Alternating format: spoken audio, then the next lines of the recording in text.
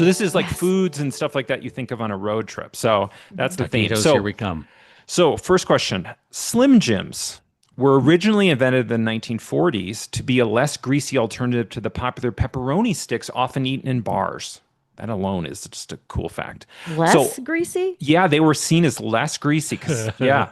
So while the original Slim Jims were stored in a jar of vinegar behind the bar, in the 1950s, the company started individually wrapping the sticks. To get the attention, their original advertising was a little unorthodox for the 1950s.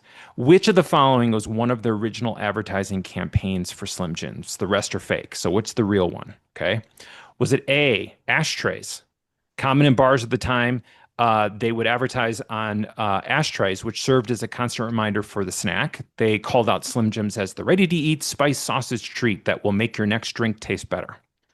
Was it B, bar dice cups? Back in the 50s, some bars ran dice games to help patrons hang around, and Slim Jim's sales reps would hand out custom dice cups printed with a slogan on the side that said, roll a 7, win a Slim Jim. Was it C, pool cue chalk? Playing into the similar look behind a Slim Jim and a pool cue stick, Slim Jim created a signature cue chalk that said, slick hands lose games, stick with Slim Jim. Or was it D, drink coasters? Slim Jim was one of the first brands to create and distribute branded non-beer drink coaster. There were beer drink coasters before that.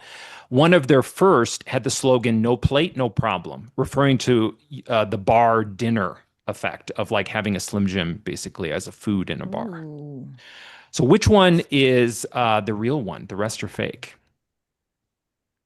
Well, the coaster sounds intuitive, so it's probably It not does. that. It's probably not it. I'm gonna go one ashtray. I'm going mad. Everybody smoked. Okay. Charlie? I'm going to go, oh gosh, not the dice, not the ashtray. I guess the only one left The is the cue pool stick? cue, right? Yeah, I'm going to go pool cue. Cool, cute. Okay. Susan is correct. It's ashtrays. Nice. So you can still find them on eBay. I was actually looking at them. They actually can get quite a lot for them. That's They were very like, cool. yeah, Really? yeah, So, ashtrays. Yeah. so when I was in high school and I couldn't put on weight, but I had a study hall between the end of school and football practice. So I would go to the local tavern, which is about 5 miles away. I get a pickled Polish sausage, a Slim Jim, a My God. a Snickers, and a Dr. Pepper. And Oh I my would, God. I would whoop those down before football practice because I needed some quick energy. So That's some quick energy. that's horrible food, horrible. But at 16, you don't horrible. care. You don't care. Right. At 16, you could sleep anywhere. You could Yeah, eat yeah, anything. yeah, It yeah, didn't yeah, matter. yeah. Oh God, the pickle Pickle with Polish the sausage, Slim baby, right Jim. there. Yeah, it was very good. Very Was it nutritious. stored in a vat of vinegar behind the bar? Or Yeah, is yeah. it- Well, no, the yeah. Slim Jim was not, but the pickled Polish sausages Pick it- yeah. absolutely were. Yeah, And they yeah. had pickled eggs as glad. well, but I didn't I care for remember- the flavor. Ooh. I No, remember no, going no, with my no. uncle and we'd get pickled pig's feet behind the bar. Yeah, yeah. Um, There's not much meat on them. I've had No. those as well, but there's not much there. It's a lot of No. pulling It's more of and I don't separating. generally get my food behind a bar. Charlie, this is why now I'm glad you have like scaled this back and it's just like Costco hot dogs. That's Right. it. That's it. Yeah.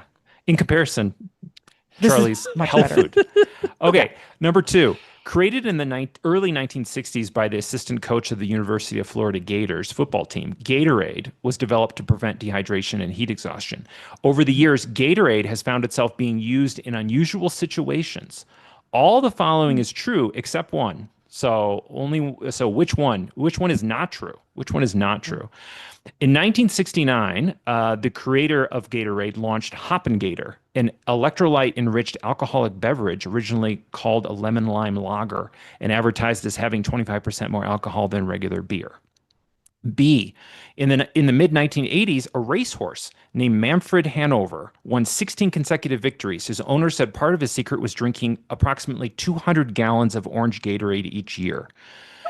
C is Gatorade has developed the Gatorade in car drinking system, which attaches a 3-quart sack of Gatorade to the car frame of NASCAR vehicles. Drivers can drink hamster style when they want. Or is it D? In 1975, the Miami Zoo, via partnership with the local university, added Gatorade to the flamingo feedings to encourage hydration during a heat wave. Zoo officials later pulled the drink after the birds either turned a sickly yellow or neon orange color due to the dyes in the Gatorade.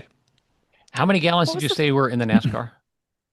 It's 3 quarts Oh, sack. 3 quarts. 3 Three quarts. Okay. 3 quarts. You're thinking 200 gallons for the racehorse. No. But I was What was the thinking 3 gallons would be way too much. They would never allow that in a race car because of the weight. Right. Yeah. The No. weight. 24 pounds. Yeah. Right. What was the first one again? Sorry. The first one was Hoppin' Gator, electrolyte enriched alcoholic beverage.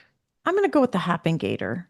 Okay. It's either that or the race car, I think. Since you picked Hop and Gator, I'll go race car, so we're different. I'm going NASCAR. Right. Susan is correct again. Yeah, It is Hoppin' Hoppin' Gator. Gator. Yep. So one of the original slogans for Hoppin' Gator was kicks up taste buds you never knew you had, quenches like liquid lightning, nose to toes, Wow. right Wow. down to your nerve endings. That was the slogan. It's a very long slogan, but Look how far they were ahead of this, though. Yes, I did. I looked at it, and you can still find old cans again on eBay, and they were really ahead of the idea of like a flavored. It's almost like a like a lot of the canned cocktails that you see now. Yeah. Yeah. All right, number 3. Little Debbie snack cakes have been a popular lunchbox and convenience store treat since 1960. One of the popular snacks in their lineup are Cosmic Brownies. Why are Cosmic Brownies called Cosmic? So why are they called Cosmic? Is it A, they were originally developed and later marketed as part of the special Christmas meal for astronauts on the 1991 Space Shuttle Atlantis? Is it B, they were inspired by the popular bowling trend of the 1990s called Cosmic Bowling, which featured black lights and lasers? Was it C, the brightly colored large sprinkles on the brownies originally were called, and the whole thing was called, Candy Comet Cakes by the brand, but test market moms didn't like the word comet because of its association with the cleanser comet, so Cosmic was chosen instead? Or was it D, the brownies were initially developed as a tie-in with the cartoon The Jetsons in 1962, along with a now discontinued vanilla Astro cake? I'll let Charlie go first. I'm going to go. It's either sprinkles or Jetsons. I can feel that, but I could be wrong on all of that. I'm going to go sprinkles. Sprinkles. Then, Okay. then I'll go Jetsons. Okay. You were both incorrect. It's 1990s Cosmic Bowling. Oh, They were they were all about cosmic bowling, and that's where they were invented. And what's interesting is that although Little Debbie's didn't that one didn't go on the space shuttle, Little Debbie did have pumpkin delights were part of the Thanksgiving meal on the space shuttle Atlantis in nice. 1991. That's cool. So they were there. They were up there. All right. So one of my favorite bands, Southern Culture on the Skids, has a song that features Little Debbie quite a bit. So Okay, but not Cosmic Brownies. not Cosmic Brownies, Not just Cosmic just Brownies. Little Debbie in Just general. Yeah. All right, number 4.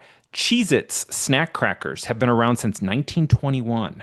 Therefore, these humble crackers are full of fun history. All the following about Cheez-Its are true except one. Which one is not true?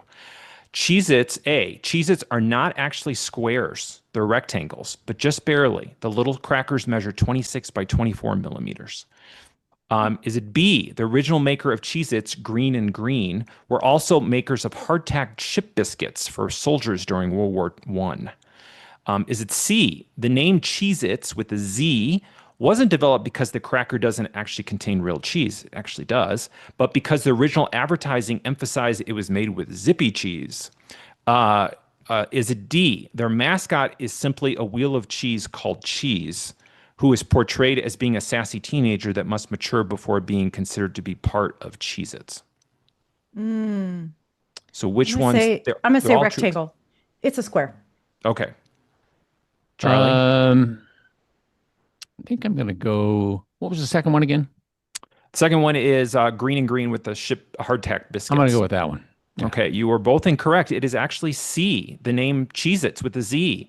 It's really, yeah. So it is not a square. It is a rectangle, although just barely. I'm going in yeah. the house and looking after this. You can measure it. I It's am gonna 24 by measure. 20, 24 I'm by going to get 26. a micrometer and I'm going to measure this. Yes, There you go. and the name Cheez-Its with the Z more likely is a kind of a play on words of like French of being Cheezette, like a little cheese, like a little piece of cheese. People in France are rolling over right now. I know, yeah. People back then were much more, bilingual. Okay, the last one.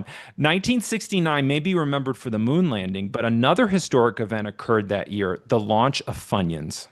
However, yes, this divisive snack wasn't originally called Funyuns. Mere months before Frito-Lay was to launch the snack, they found out that General Mills had a trademark on their intended name, and Funyuns was their pivot. What was their original intended name? Oh. Was it A, Ringoons, B, Unyums, C, Crunch Yums, or D, Yumyans? I'm going to go Unyums. Okay. It's either that or the last one. Yeah. I was going to go Unyums, so I'll go the last one. Yumyums. Okay, Charlie is correct. It is Unyums. In fact, there was a subsequent lawsuit, General Mills versus Frito-Lay Incorporated, where the court decided that Funyun does not resemble onions and that confusion is unlikely.